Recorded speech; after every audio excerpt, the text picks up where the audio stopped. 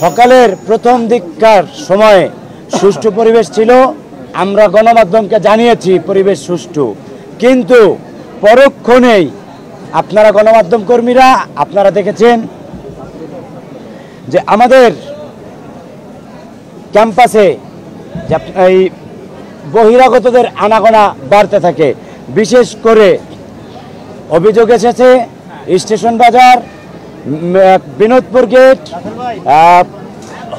চারুকলা গেট এবং কাজলা গেট দিয়ে আপনারা দেখেছেন যে লাল জার্সি পরা একটি প্যানেলের সম্মিলিত শিক্ষার্থী জোট লেখা অগণিত লোক প্রবেশ করছে। বহিরাগতদের এভাবে তাদের প্যানেলের টি শার্ট পরিয়ে ক্যাম্পাসে ঢুকিয়ে অস্থিতিশীল পরিবেশ সৃষ্টি করার পায়তারা চলছে। আপনারা জানেন প্রধান ফটকের বিপরীতে যে বেতারের মাঠ রয়েছে সেখানে কয়েক হাজার নেতাকর্মী তাদের ক্যাডার বাহিনী অস্ত্র মজুদ রেখেছে। আপনাদের কাছে অভিযোগ দিলাম, আপনারা সত্যতা যাচাই করুন। তাছাড়া আপনারা জানেন যে আমাদের এই যে নির্বাচন একবার পিছানো হয়েছে, ভোটার সংখ্যা কম, আমাদের বেশিরভাগ স্টুডেন্ট কিন্তু বাড়ি চলে গিয়েছিল। তাদের বিশেষ করে যে দুর্গা উৎসবের সময়ে তারা কিন্তু চলে গিয়েছিল। আমাদের হিন্দু ভাই বোনেরা, সনাতনী ভাই বোনেরা, তাদের ভয় ছিল যে সনাতনী ধর্মের ভোট তারা পাবে না। গতকাল রাত থেকে তারা বিভিন্ন মেসে, বিভিন্ন হোস্টেলে গিয়ে সনাতনী ভাই বোনদেরকে হুমকি দিয়ে এসেছে, তাদেরকে ভোট প্রদানে নিরুৎসাহিত করে এসেছে।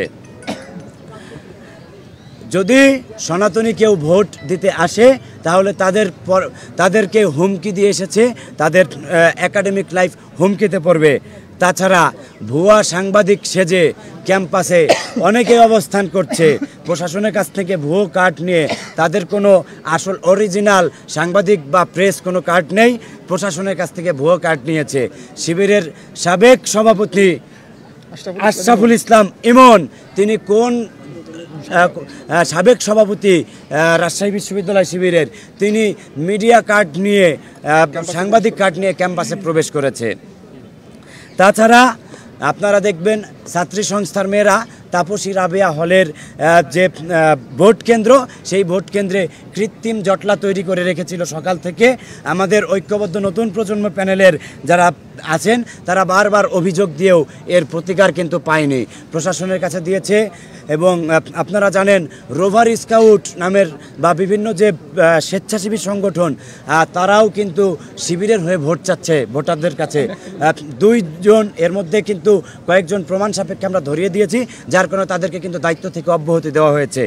এই হলো ক্যাম্পাসের এই যে শিবিরের অর্থাৎ এই সম্মিলিত শিক্ষার্থী জোটের তৈরি করা এই অস্থিতিশীল কিছু পরিস্থিতি আপনাদের সামনে তুলে ধরলাম এবং আপনাদের মাধ্যমে আমাদের যে প্রশাসন অর্থাৎ নির্বাচন কমিশন তাদের কাছে তুলে ধরলাম। এখন আপনাদের সামনে কিছু অসঙ্গতি প্রমাণ দিচ্ছেন আমাদের নাফিউল ইসলাম জীবন জিএস প্রার্থী। জি ধন্যবাদ। এখানে আপনাদের একটা আমি জিনিস দেখাতে চাই। কিছুক্ষণ আগে শহীদুল্লাহ কলা ভবনের সামনে দীর্ঘ 1 ঘন্টা যাবৎ বৈধ ভোটাররা ভোট দিতে পারে নাই, রোদে পুড়ে ওখানে দাঁড়িয়েছিল।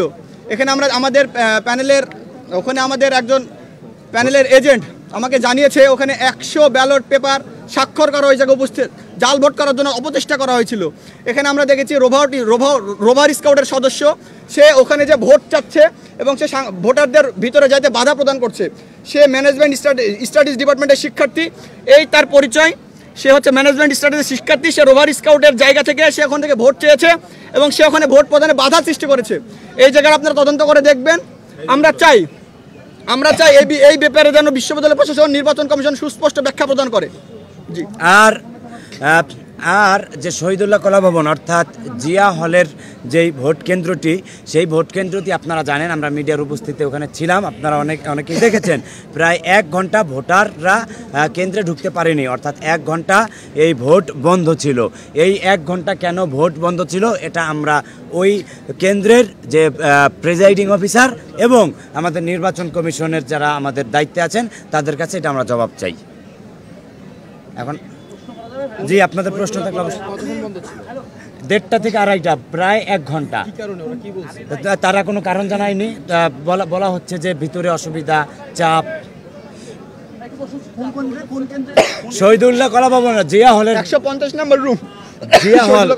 ভাই, প্রশ্ন হলো যে আপনি বাইরে পরিবেশ নিয়ে প্রশ্ন তুলেছেন ছাত্র শিবির বা জামাত শিবিরের বিরুদ্ধে, কিন্তু ভোটদান প্রক্রিয়া কোনো অনিয়ম হয়েছে কিনা এটা একটু বলবেন। না, সেটা কিন্তু জানালাম যে এই কয়েকটা হলের থেকে, যেমন SM হলে আমি সেই হলের প্রিজাইডিং অফিসারের সাথে নিজে কথা বলেছি। SM হলের প্রিজাইডিং অফিসার তারা বারবার শুধু গোপন কক্ষে শিবিরের লিফলেট পাচ্ছিল, যে সম্মিলিত শিক্ষার্থী জোট তাদের লিফলেট পাচ্ছিল। তো শিবিরের এজেন্টরা বারবার বলছিল হয়তো ভুল করে কোনো যে পেপার নিয়ে যাওয়া যায়, ভুল করে তারা রেখে গিয়েছে। তো আমার কাছে প্রশ্ন, শিবিরের ভোটাররাই কি বারবার শুধু ভুল করে তাদের লিফলেট রেখে যায়? সেটা আমরা প্রিজাইডিং অফিসারের সাথে কথা বলেছি, তারা সেটা সরিয়ে দিয়েছে। এই ভুল একইভাবে তাপসী রাবেয়া রোকেয়া হলের হবিবুর হলের এই কেন্দ্রগুলোতে করা হয়েছে। প্রত্যেকটা কেন্দ্রতে গোপন কক্ষে কেন শিবিরের লিফলেট থাকবে?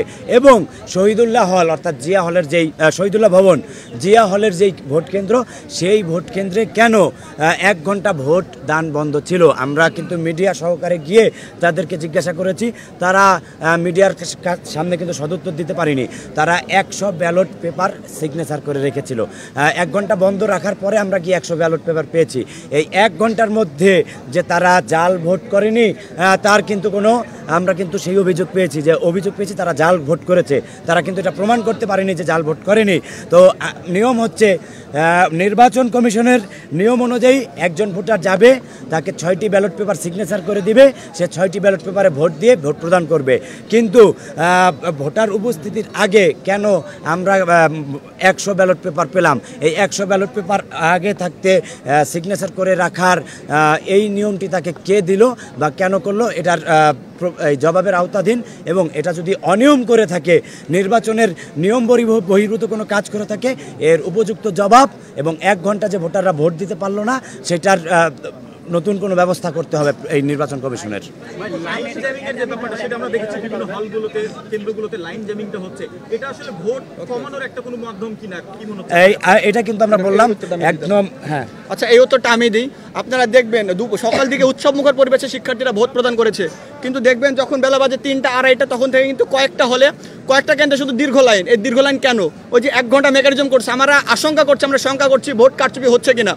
আমরা এই জিনিসটা দৃঢ়ভাবে আশঙ্কা করছি। শহীদুল্লাহ ভবন, এখানে আপনার মতিয়ার হলের কোন জায়গায়, সেটা সত্যেন্দ্রনাথ বসু, আমরা এই দীর্ঘ লাইন দেখেছি। আমরা প্রত্যেকটা ভোট কেন্দ্রে ঘুরেছি, কোনো জায়গায় সকালবেলাতে স্বতঃস্ফূর্ত দীর্ঘ লাইন ছিল, সেটা কিন্তু বিকেলবেলা কমে আসার কথা।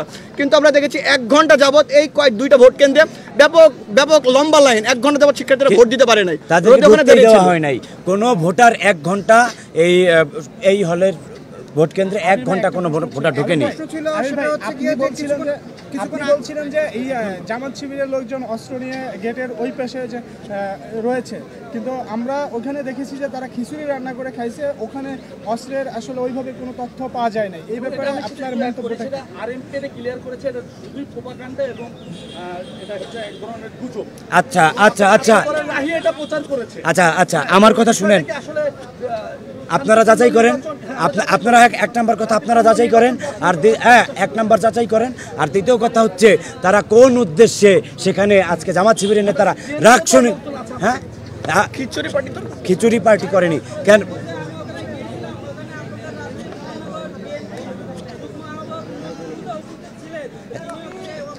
তিনি কি এরকম জমায়েত মহড়া দিচ্ছেন? না, তারা মহড়া দিচ্ছেন না।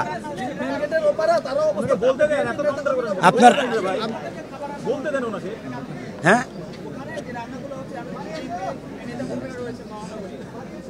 আর আপনারা আরেকটা জিনিস আপনারা কিন্তু দেখেছেন যে আপনারা এটাও নিউজ হয়েছে, হবিবুর হলে আজকে ভোটের দিনে শিবির ভোটারদের খাবার বিলি করছে, শিবির সভাপতির রুম থেকে খাবার বিলি করছে। বলা হচ্ছে আমাদের পোলিং এজেন্টে দেওয়া হচ্ছে। তা একটা হলে পোলিং এজেন্ট কি 500 200-300 এরকম তারা 200-300 লোকের খাবার আয়োজন করে ভোটারদেরকে খাবারের প্রলোভন দেওয়া হচ্ছে। এই যে বাহিরে তারা নেতাকর্মী জড়ো করছে, এইগুলা কি?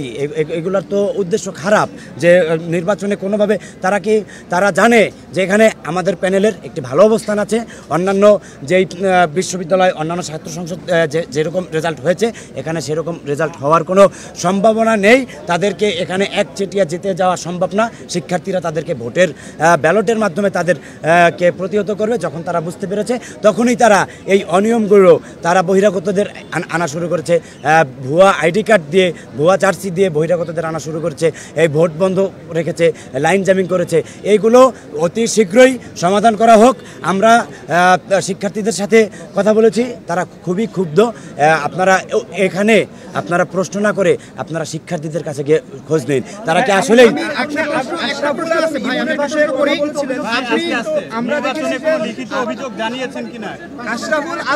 আশরাফুল আলম ইমান ডিউজের সদস্য এবং ঢাকা সাংবাদিক ইউনিয়নের সদস্য, এবং তিনি সেটা ফেসবুকে পোস্ট করেছেন। এখন আপনি বলছেন তাকে ভুয়া সাংবাদিক, আসলে কোনটা সঠিক সেটা আপনারা খোঁজ নেন।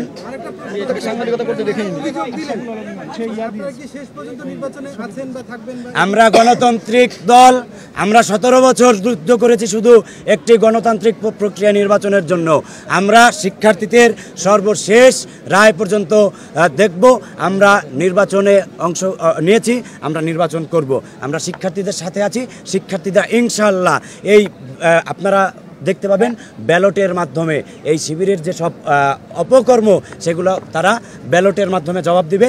ঐক্যবদ্ধ নতুন প্রজন্মকে তারা অবশ্যই। কিছুক্ষণ আগে শিবির সংবাদ সম্মেলন করেছে, সেখানে তারা দাবি করেছে যে নির্বাচন কমিশন আপনাদের প্রতি পক্ষপাতমূলক আচরণ করছে এবং লেভেল প্লেইং ফিল্ড তৈরির জন্য তারা যে কোনো ব্যবস্থা বা যা প্রয়োজন সেটি তারা করবেন।